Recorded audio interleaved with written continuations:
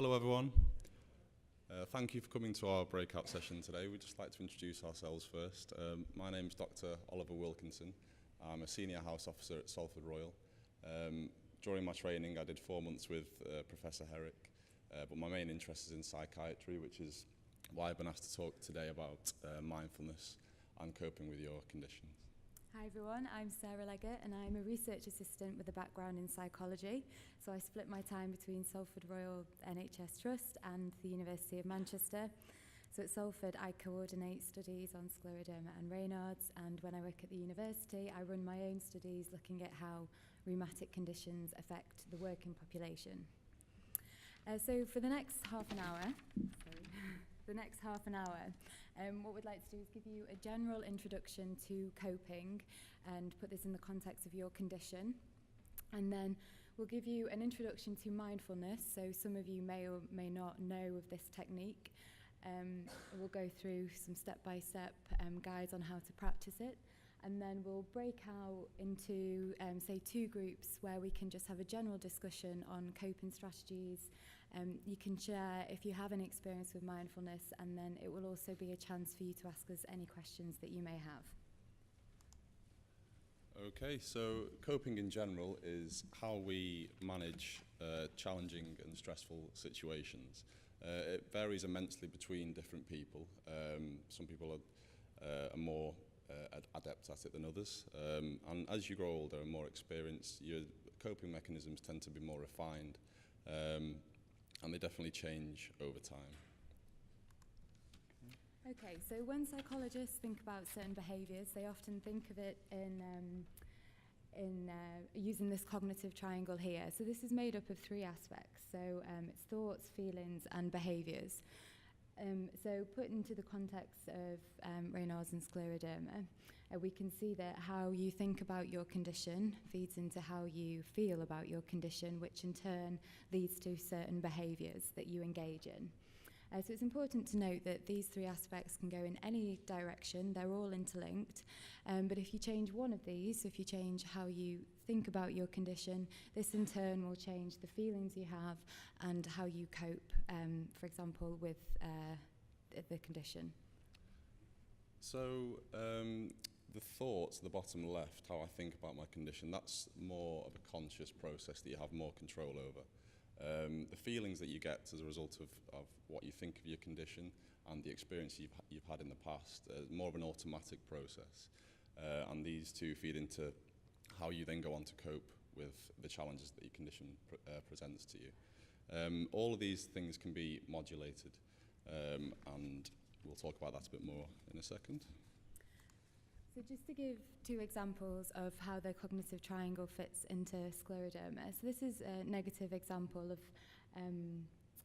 how you may think about your scleroderma. So for example, I think my scleroderma gets the better of me. It prevents me from doing things I enjoy in life. This makes me feel anxious that I can't enjoy things I used to, that others do. And I try to do what my nurse tells me, but it doesn't work for me. So that's just an example of the kind of thoughts, feelings and behaviours that are slightly negative. So we'll look at a positive example. So I think my scleroderma is a challenge, but it doesn't define who I am. I feel hopeful that I can find ways to enjoy the things I used to, and I have found coping techniques that work for me, and I do them when I need to. Okay, so as I mentioned before, coping strategies vary hugely between situations and between people and over time. It's important to find out what works for you, and today everyone coming to the conference is an excellent opportunity for you all to chat to each other about different challenges that you've all faced and the way that you've coped with them. And new methods of coping can be learned, which brings us on to the method we'd like to introduce to you today. So mindfulness is something, as I said earlier, that you may or may not be too familiar with. It's a relatively new concept, and it's received a lot of attention in the media recently, and it's also the subject of a lot of scientific research which has shown really, really promising results for chronic conditions and healthy individuals as well that want to manage levels of anxiety or stress. So it's it's a very simple technique, and its basic principles actually date back thousands of years. We'll go into the background of it in a second. But it's a technique that we feel people may practice intuitively, but most people often need guidance on how to practice these techniques, which is why we're here today, to give you step-by-step guidance on practicing mindfulness. Okay, so the techniques that we'd like to teach you today can actually be applied to any chronic condition, and it can actually be applied to any individual, healthy or otherwise.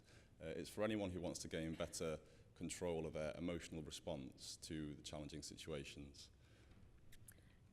So just to give you a bit of a background into mindfulness, as I said, it's actually been around for thousands of years, so its roots actually lie in Buddhism, and it's a very simple form of meditation. So mindfulness does draw upon those basic principles of Buddhism.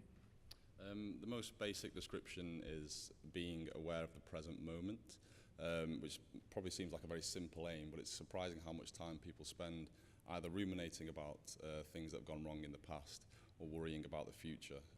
I once heard a statistic that 60% of the time we spend time thinking about conversations we've had in the past and trying to think how we could have spoke better. So the idea is that simply allocating a small amount of time each day to focus on the present moment reduces the amount of time that you spend worrying and allows your brain to more productively worry, which obviously people do need to do occasionally. So yeah, the technique. The technique we'd like to introduce to you today is the most common mindful technique, and that's mindful breathing, although there are a few other ways to do it. And to start off, you just go somewhere comfortable and close your eyes and focus on your breathing. So focusing on your breathing with your eyes closed is actually a lot easier, and it involves taking a deep breath in, imagining the breath entering your lungs, holding it for a comfortable amount of time, and then exhaling. And whilst you're doing this, with your eyes closed, it's easy to imagine the flow of air entering your lungs, filling you with life, and then as you exhale, imagine it leaving your body and entering the atmosphere. It's actually a very therapeutic thing to do. So that's the only thing you actually actively do with mindfulness. The idea is whilst you're doing this, you let go of all the thoughts, worries, tasks you might have to do. But the last point is probably the most important, the one that I wasn't initially aware of, which is do not criticize your mind for wandering whilst you try to do this. Simply recognize that it has wandered and bring it back to focus on what you are intending to do. It's completely natural especially whilst you're first trying to get used to this, for your mind to start thinking about how well am I doing at this, or what have I got to do later. And do not criticize yourself for doing that. Just bring yourself back for the amount of time that you've allocated. So obviously some of you are probably thinking, how will this actually help me with my condition? And to answer that, I'm going to try and give a general example of pain, and then explain why that's relevant to your condition. So imagine I was walking out in the Peak District somewhere, and I slipped and broke my ankle, okay, and I had to ring for medical attention. I wouldn't have any pain relief with me. Something I would be able to do to help the situation is engage in mindfulness. So I'd do that by the techniques I've just explained, and that would involve accepting the situation I was in, including the pain, which is slightly more complex than just doing it at home. And what it would do is maximize my ability to deal with the situation that I find myself in. It would stop the vicious cycle of focusing more on the sort of panicking on whether the healthcare would be able to find me, and stop the vicious cycle of then worrying about it more, focusing on it more, and then ending up wasting energy, panicking. What it wouldn't do, it would not change the fact that I broke my leg. It wouldn't change the fact that the nerves in the area were sending signals to my brain telling me that I was in a lot of pain. But overall, that's a fairly extreme example, but overall it maximizes your ability to deal with stressful situations. So you can equally apply that to the pains that you get with Raynaud's, or the itching and joint pains and myalgia that you experience with scleroderma.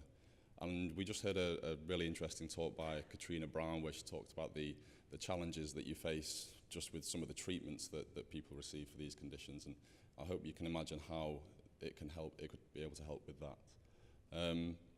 So using it for pain is slightly more complex, and what I'd like you to do, if you're interested in it, is go home and practice it in a comfortable situation, and over time increase the amount of time that you spend doing it. And eventually what you're able to do is slip into a state of mindfulness almost anywhere you like, even situations that you would never associate with meditation, like on the train or somewhere like that, or in, before you have to do a presentation or something like that. So just to give a background on the science behind mindfulness. So as I said earlier, a lot of research has been conducted, particularly in chronic conditions, and it's been shown to reduce stress and drastically improve symptoms of anxiety that are related to chronic conditions or in healthy populations as well. So it also helps focus the mind, improve creativity and self-control. And it's also been shown to improve relationships when couples practice mindfulness individually. It does have a positive effect. So the science is there. It really is a beneficial technique, and yeah, it's something we hope you can take away with you today and practice, and to see whether it's beneficial to yourselves. So the first two examples, stress and anxiety, are more sort of mood-related things and what you would associate with meditation. And the others, focus, creativity, self-control, and relationships, are more to do with the fact that mindfulness actually improves and streamlines the way you think. The relationships one is something that's really surprising, but it's been shown that couples who do it individually have better relationship satisfaction, better communication, and are better at solving problems within their relationship. Okay, so we've actually got some printouts at the front here that have some resources for you to go and look at if you're interested in mindfulness. So Headspace is a mobile phone app, and it's also a website. It's very popular at the minute, so you may have heard of it or you may actually use it, but it's really useful. It gives a step-by-step guide on how to practice mindfulness on the go. And you can personalise your own profile, so it's a handy little app, so I'd recommend that if you haven't got it already.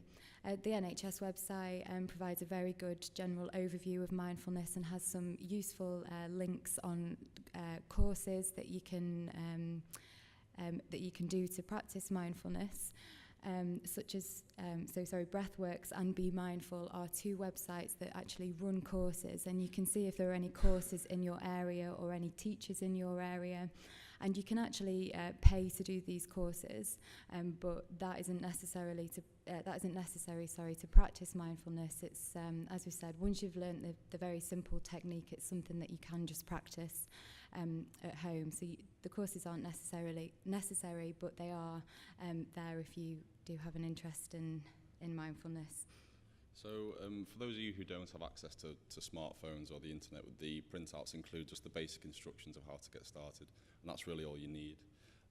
Some of the feedback from last year's course said that one of the things that patients enjoyed most was just the opportunity to discuss different challenges that they've faced and ways to cope, which is why we've just allocated a bit of time now for you really to just get together in groups, or if you're on tables, you want to leave it to stay as you are, then that would be fine as well.